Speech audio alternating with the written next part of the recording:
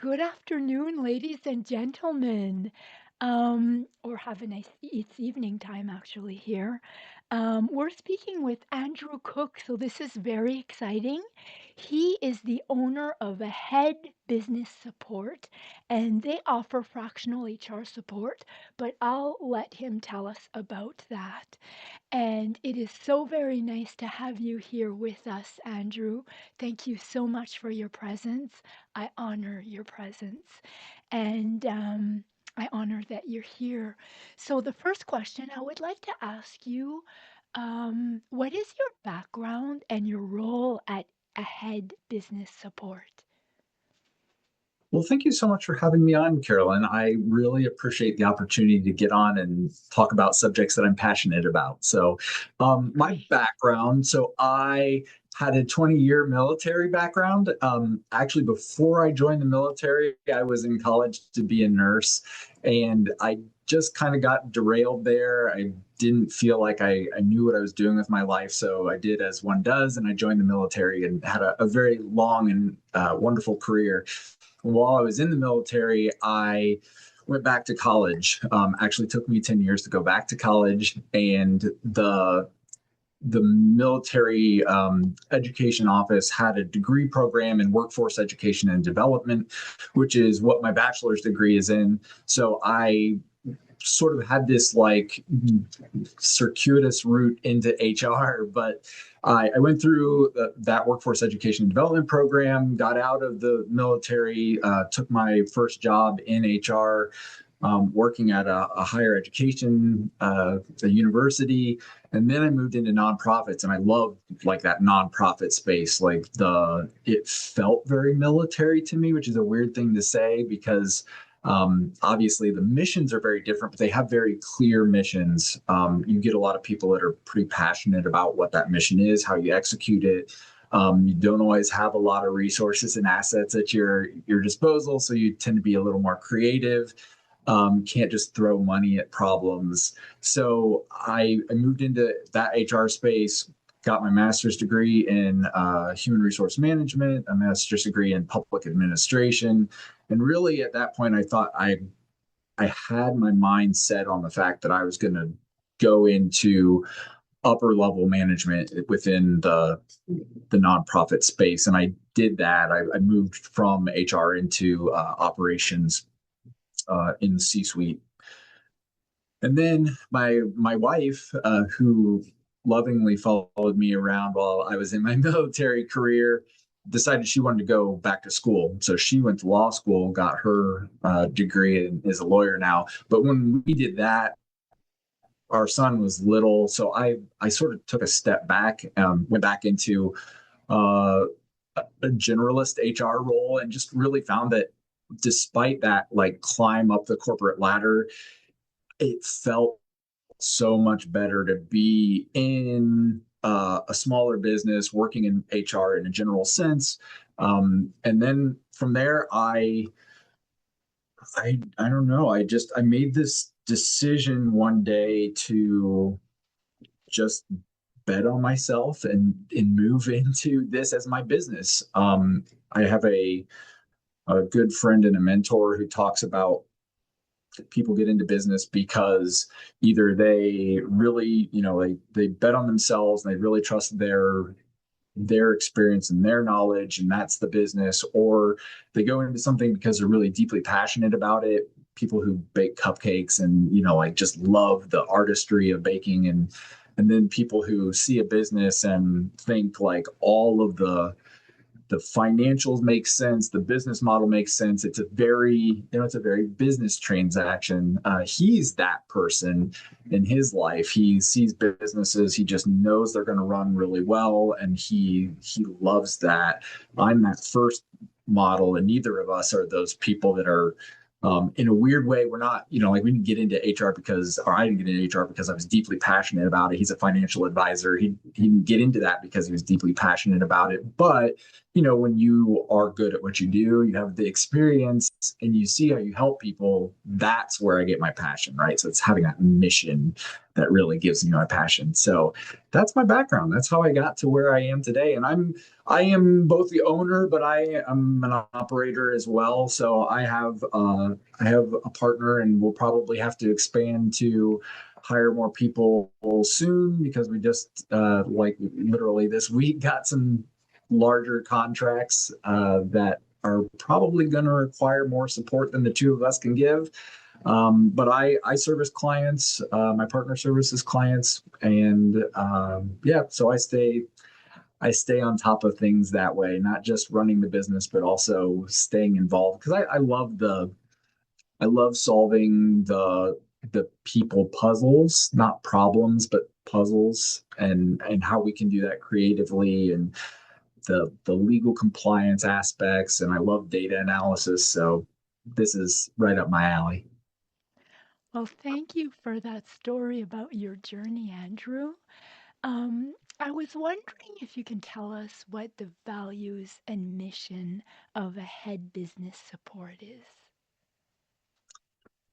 Yeah, so I'm gonna tell another story. So my wife and I, we live in a, it's not a small community, but a smaller community, and we're surrounded by rural communities outside of our city.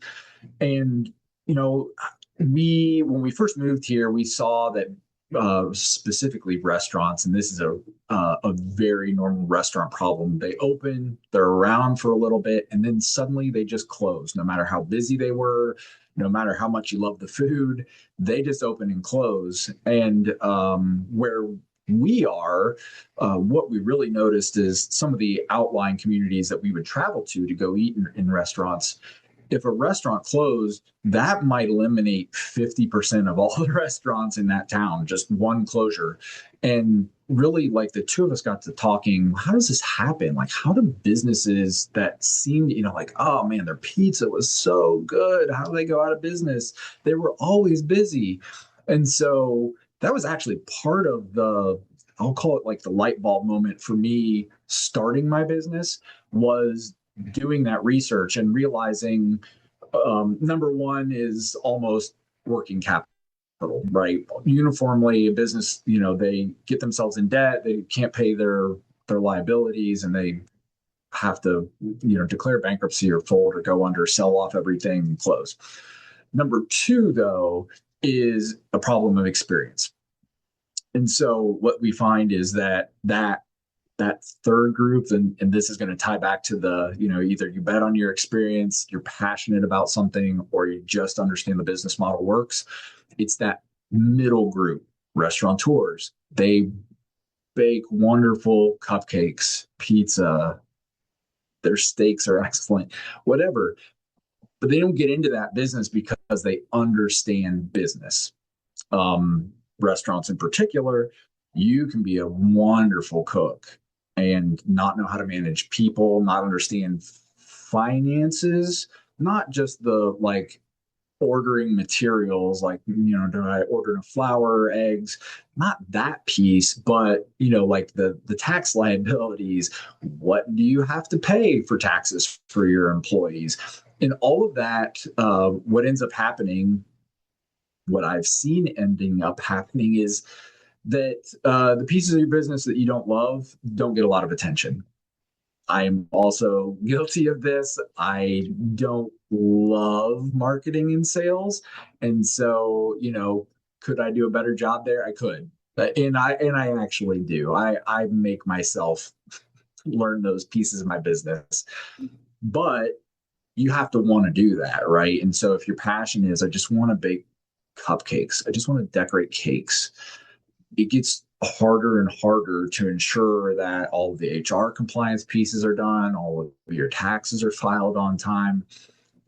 And so that was my aha moment. That's the mission, is to close that experience and knowledge gap for small businesses. In my particular instance, it's within managing people, within managing employee workforces. So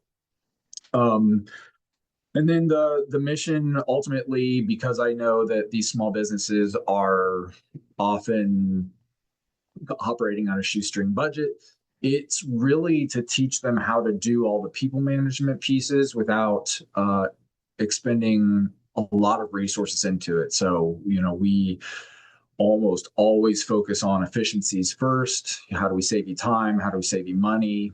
And while we're doing that, how do we also build a really good workforce for your business? I think we can do that. I've seen it happen. I'm gonna, I think, give you a story about how we did that for a client here in a minute when you ask me another question coming up, but I'm gonna cut it off there because I think I answered your question. Sounds good. Sounds good. I get it. Okay. So the next question that I'm going to ask you about is about your signature product, or how do you package your services to your client to offer value? Yeah. So I really think of our business in three categories. First is payroll because it's a basic service, and it's interesting because we think of payroll as just being this, how do I just pay you, exchange your time for my money, and you do work. But that payroll experience has so many other things tied into it. Specifically, how do we onboard you into the business? How do we bring you in? How do we show you what it's like to be a part of our culture? How do we train you to do the job that we've hired you to do? And really, that a lot of that starts in that payroll process. We have the opportunity to handle that onboarding in a way that allows us to present documents for somebody to read and understand what the business is about. We have the ability to collect some information from them. We have the ability to welcome them on board, which is such a small thing that we don't think about, but it's one of the things I really love about the payroll system that we use is it sends like this welcome email to the person on their first day, and you can actually even get everybody on your team to sort of like electronically write a little message that goes into that. It's just such a nice warm welcome to the team, right? So payroll is a big one. It's also the way that we take care of our people, right? So it ties into how do we fairly compensate people for the work that they're doing? How do we provide benefits? It all sort of gets tied up into payroll. The second piece is auditing. So we have a pretty extensive auditing process that we do. Now, this can happen with teams that already have an HR person in house, and we come in and we are an independent set of eyes, which is typically what auditors do. Or this can just be, we aren't really sure where we have gaps and we need to fill those. And so the audits also help us identify those gaps. And then the third service that follows on the audit, we hope, fingers crossed, is that we step in and actually do the support work. So not just consulting, not just telling somebody what to do, but we actually go in and do the work. So if there are policies that need to be created, if we need to do pay analysis, if we need to whatever the system or the audit tells us is a weakness or an opportunity, we step in and help out with that. It can be as little or as much as somebody wants. Sometimes those are finite projects that we can bid out and say this is how much it's going to cost to build a handbook or edit your handbook or update your handbook. Sometimes there are ongoing engagements, and those tend to look more like ongoing recruiting efforts. So Mhm. helping a business not just, hey, here's a body, they'll fill this seat, but really helping them understand culturally what's the best fit for them, what kind of people are we looking for, what experience do they bring to the table, um, how do we ask them questions that give us that information so that we know who they are and how they'll fit in with the team. Ultimately, we want to make sure that the people that get hired will be as long term as they can be, though I work with some industries that have high turnover rates, and part of it is celebrating that, right? McDonald's had a statistic that was something like within the US, I don't have the exact number, but we'll say it's 70% of everybody, all the workers in the US, their first job was in a fast food restaurant. And a high percentage of those were McDonald's. So you can either be really mad that you can't keep fry cooks, or you can embrace this opportunity to know that, hey, you are the place where people get their first chance at learning how to be professionals in the workplace, how to clock their time, how to follow a process. Now, McDonald's actually had an entire, I think it was a year long celebration that they did where they invited it was actually famous people to sort of like tell their story. Like, you know, again, can't think of anybody that was specifically mentioned, but Shaquille O'Neal, let's say he was, his first job was at McDonald's, that they invited him to say, like, hey, my first job, this is where I got my break. And then from there, I went on to do great things. That's such a great marketing idea. Whoever came up with that was a genius, because ultimately what they really leaned into there was you can't change the job, right? If you're going to flip hamburgers, you're going to flip hamburgers, but you can allow people to see the dignity in that and let them know that's just a stepping stone to something. It Mhm. doesn't have to be the end of your journey. Nobody here is going to be mad if it isn't the end of your journey. We can celebrate that you're moving onward and upward. And, like my clients that we've had those conversations with, I've seen a big change in their I mean, I'll call it their happiness, but like their contentment with their workforce. They're not as frustrated by that turnover. They know that their people are, they're here, they learn some skills and then they move on. And that's a good thing, right? Because there's always more people who need that first opportunity, and they can be that. And they've got a great owner who's so patient and so wanting to help people. And it's a great mix, right? No frustration, great learning opportunity for people. And it's not a traditional first job by a long shot. So those experiences are really fun for me. Wow, thank you for being so clear and for all those details. Andrew, now we're going to get to that question about the story. Can you tell us a story to make it more tangible for the listeners of the type of value that you provide your clients with? Yes, absolutely. So that employee or that employer that I was just talking about that has sort of that high turnover industry, when I first talked to the owner, they were using a staffing service.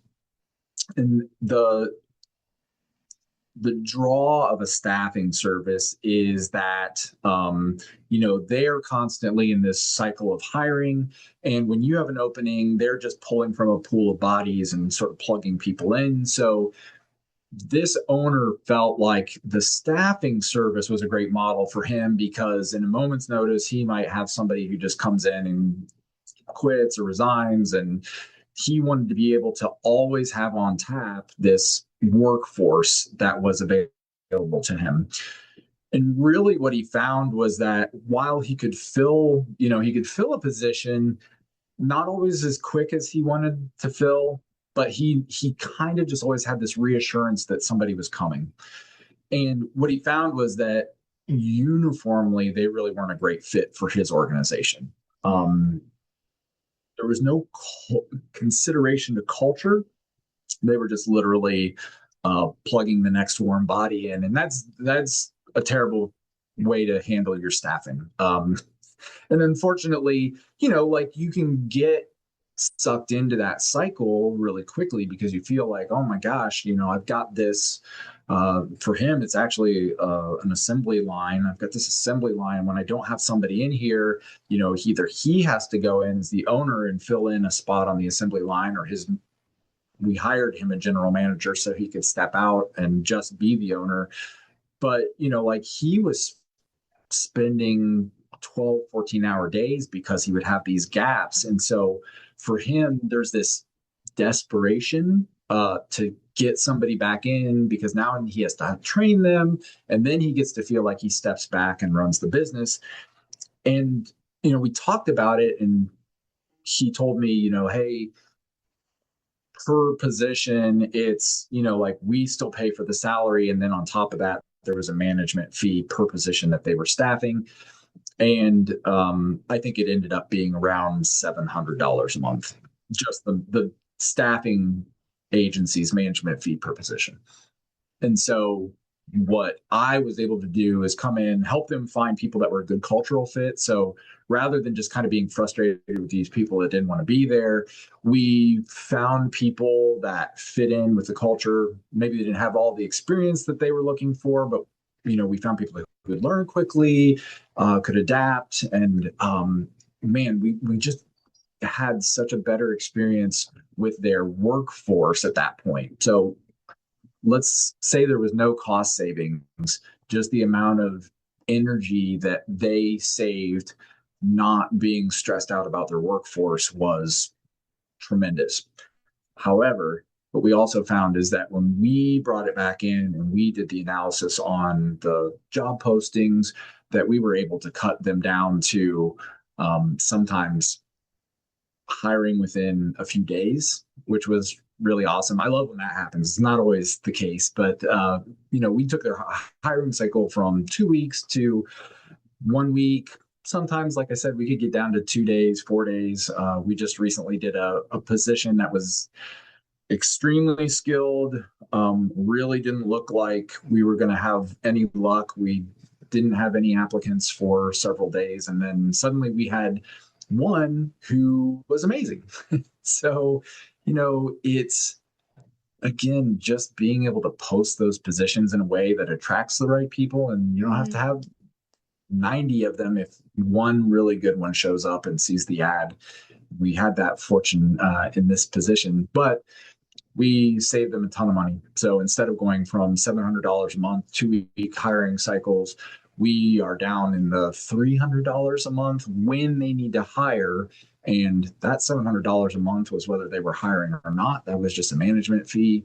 We only bill out when they need to hire, and we've cut their hiring down to every few months rather than every single month with that management fee. So we were really able to give them a solution that provided the support that they needed right at the time when they needed that support, and also save them money, save them time. We trained their general manager. We hired their general manager for the owner.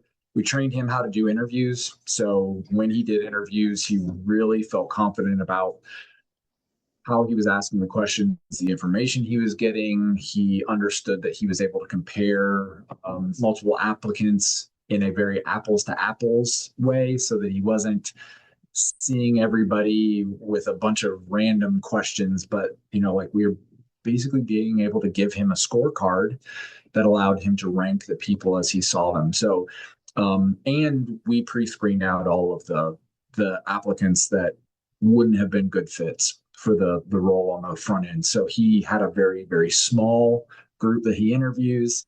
They save money. A really really cool case study for us.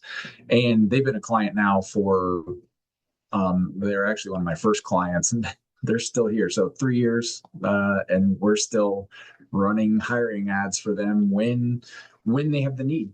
But when nice. they don't pay anything for it. So it is that idea of support when you need it, but not Mm, just paying somebody every month to do nothing, just so yeah. nice. So nice. I love it. I love it. Um, so let's move on to any major shifts that you're seeing in your industry right now, Andrew. Oh, I mean, I think if any industry doesn't say AI, they are Yeah, crazy. that's so true. I mean, for me, that's the big one. And it's so interesting because on one hand, I personally really see the value in that tool. I think there's a lot of really great things that AI can do for us, but I think early on, I look at AI the way that I look at cars, right? And so saying that AI applies to every business and everybody has to have AI and everybody has to have, whatever, I don't think that approach makes a ton of sense to me. When cars were first invented, not every restaurant looked at a car and went, we've all got to become food trucks. That's kind of the extreme merger of cars and food or in restaurants, right? But, you know, vehicles do touch every restaurant. They bring their goods to them. They allow their employees to travel from further away. They don't have to necessarily rely on people who can walk to work. It impacts them, but it's not necessarily that, like they don't have a car in the kitchen cooking eggs, right? Like you have to just understand how you're using those tools. And honestly, within the HR space, we've seen places where I think the use of AI hasn't been very responsible, particularly where we see early adoption of AI screening for applicants, right? And I think that you have to understand that as soon as you start using AI, that really you are working with an unknown quantity. AI is not the same thing as automation. It's not that it's going to do the exact same thing every single time you set it to go do something. It Mm. will interpret data in new ways. We want that to a degree, but also it can also be discriminatory. It can be I think unkind. And, I like think there's AI laws, has, eh? Yeah. what's that? Sorry. I think there's laws now that are being applied for HR for that purpose, correct? There have been some significant lawsuits, and Mm. really those Jeez. lawsuits impacted both the employers who were using those screening tools all the way to the company who created the screening tools. So I think that really what I see is that there has to be a reasonable balance for how we use tools. Mm. A chainsaw is a magnificent thing, but you don't cut a birthday cake with it. And really that's Yeah. that's the approach we have to use for AI, right? We have to make sure that we're using it in the right place. And but I will say I just wrapped up a multi-month training course for uh, building AI tools, and I loved it. And I spent some time today playing with it. I see the value in it. I think it really will save me time and energy down the road. But I invested a lot of time to get there and understanding what the tool is, and I still am going to do all of my resume screenings myself. Yeah. My team will, and I think that's, ultimately that's so important, right? Like the human brain and our ability to read context is just second to none at this point. Maybe it'll change at some point, but like we have to have these interactions the way that you and I are talking right now. There's so much that you learn about me and that I learn about you through these communications that AI can't contextually know. Yeah. So yeah, I mean, I think that's the big, both scary and really interesting part of the HR world right now. The other one is more legislative and um I don't know. You are not in the US, so Oh, there's a but lot of still, it's interesting though. no, it is very I mean, so and I'll say this, right? Like as an example, we had some legislation that went through the one big beautiful bill, and it encompasses a crazy amount of things, inclusive of some HR things, inclusive of payroll. And so there's some tax incentives that started this year for individuals who get overtime pay. And really, what I've seen is I have clients that are not on, they don't do payroll through me, but I still see their payroll systems. And it's been so interesting to me to see the payroll system that I love and adore, um, included that tax information on everybody's tax documents that they're receiving right now. But the other payroll systems I've noticed didn't do that. And that's such, again, it's like one of those little things that's going to help somebody. And I don't know why they wouldn't make that information readily available. There's no requirement legally to do so. I mean, that's the first thing that we, like we have to know.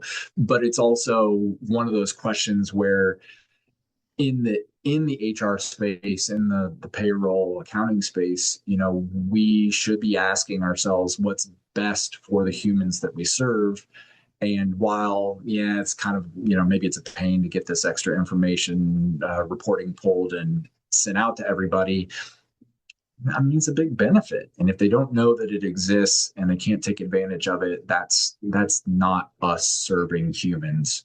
And I think that really needs to be, like that needs to be part of the the way we approach our jobs. Hmm. So, with those two things that you mentioned, AI and legislation, how have they impacted your business growth strategy? I'm sure the legislation has, given that you do mostly payroll, right? And so I mean, the in HR, honestly, like legislation changes all the time, and Okay. there are so many rules and regulations within the United States. And I actually know a little bit about Canadian HR law because I've just seen some really interesting questions from Canadian companies in the past.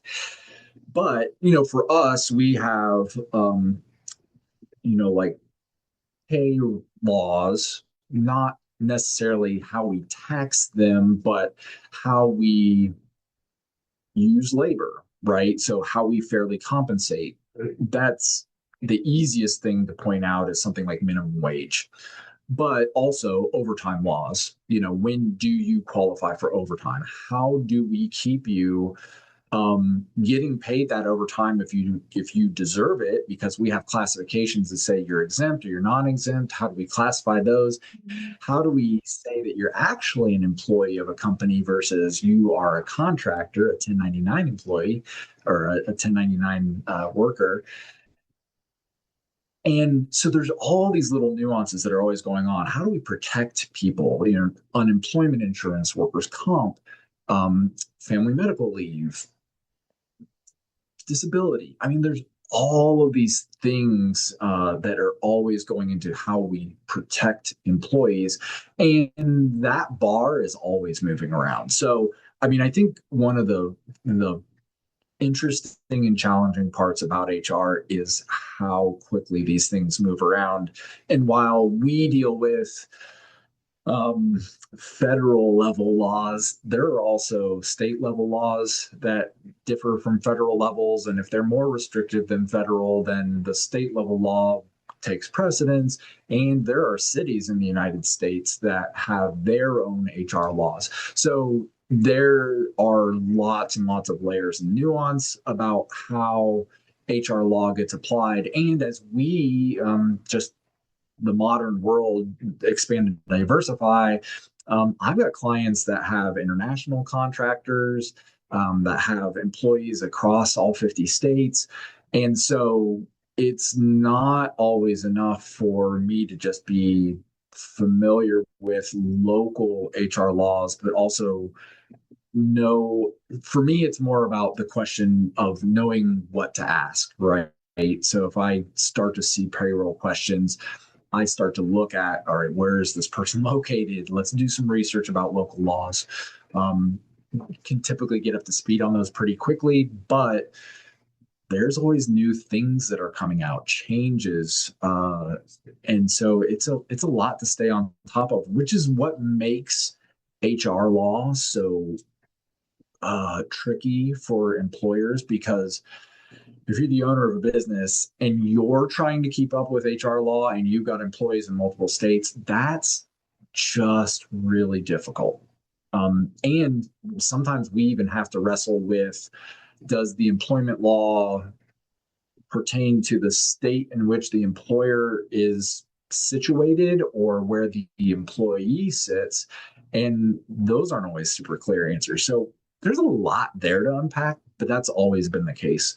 The AI thing is really, for me, I think that it's more about how I'm going to leverage that for administrative processes rather than how we handle management of people or how we handle clients. I still want to have conversations with my clients. I don't want to send them AI generated email responses. I feel like there's a lot of value in, like I said, just the human interaction of doing business. But there are some mundane day-to-day administrative tasks that I would love to have a help with, and it doesn't necessarily make sense to hire somebody. Like I don't need to hire somebody to screen my emails and tell me what's really important. I probably can train AI to help me with that task. In fact, that is on my list of things to do. Um, Sounds then, good. like everybody else, we get a certain number of spam or sales emails or whatever. And some of those, I don't always have time to spend a lot of time looking at those things. Mm, So I want a way to quickly create efficiency in my day in those places. But when I find the email that I really want to see or I want to respond to, I want to make sure that I'm handling that. Um, mm. Other people may have differences of opinion there. But I mean, I think that that's probably part of my HR brain too, is that I still want to talk about humanly how do we handle and do what's best for employees in a way that also is what's best for businesses, right? Like it's not an us versus them. It's always a we situation, and that can be hard to see. That's a fair question. Yeah. Thank you. So, Andrew, last but not least, I was wondering, where do you see a head business support in 6 months to a year from now? Um, Honestly, so I think that growth is always in the back of my mind, but I'm also very conscious of the fact that there's only so many hours in a day and only so much bandwidth that I can put into or my partner can put into the business. And so I want to do all of that in a way that feels organic and sustainable. I don't want to and I mean maybe this is partially just that I work with businesses who rush forward. And sometimes it's not that they are pushing growth, but that growth happens, right? You have a restaurant and you think, oh, this is going to be great. And we'll just be open for breakfast and lunch. And then you realize, well, everybody really wants to come for dinner and you open up new shifts. And suddenly you've got like all these, way more employees. And it can't just be sort of a family run affair. You've got to hire outside people. And um, sometimes the world wants us to be bigger than we currently are, and supply and demand. So Yeah. I work with clients that find themselves like down the road and understand, oh, I don't have the systems in place to support this growth or support the people that I have on board right now. And there's a cleanup effort that has to go into that. And I think that I feel very comfortable being in a place where I can build the road ahead of where I need to drive right now.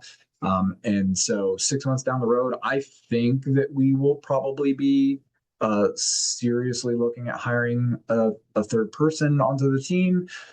And I think that when we get there, it's going to feel sustainable and comfortable, and we'll have clear processes to give those people that new hire so that, like I said, when we bring them on board, they have the training in place, they understand what their role is, they understand how to do their job, they understand when to ask questions when there's ambiguity. And I want to make sure that somebody has that'll likely be an entry level HR position. And I want somebody to have the opportunity to learn. And I had early on in my career, I had really good HR managers that I learned from. And I want somebody to have the opportunity to learn and ask questions the way I did, because I think ultimately that contributed dramatically to my success today.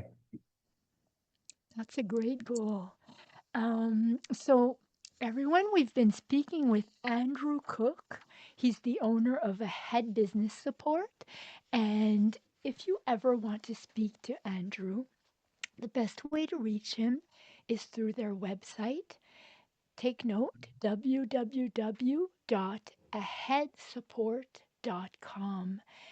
And Andrew, I was wondering if you have any wise words for ending this podcast for our listeners. Ooh, wise words. So I love the quote, and I am going to completely blank on who it's attributed to. Um, but I love the quote. No person makes a greater mistake than those who do nothing because they can only do a little. And I love that idea that Hmm. really doing a little bit, and I reinforce this with my clients on a regular basis, doing a little bit to move in the right direction really does have a significant impact over time. So don't feel like you're just going to do nothing because you can't do it all today. Thank you. Thank you so much. And once again, it's been a pleasure having you on the show. And thank you very much for your presence. And we've been speaking with Andrew Cook from Ahead Business Support. And have a very nice evening, everyone.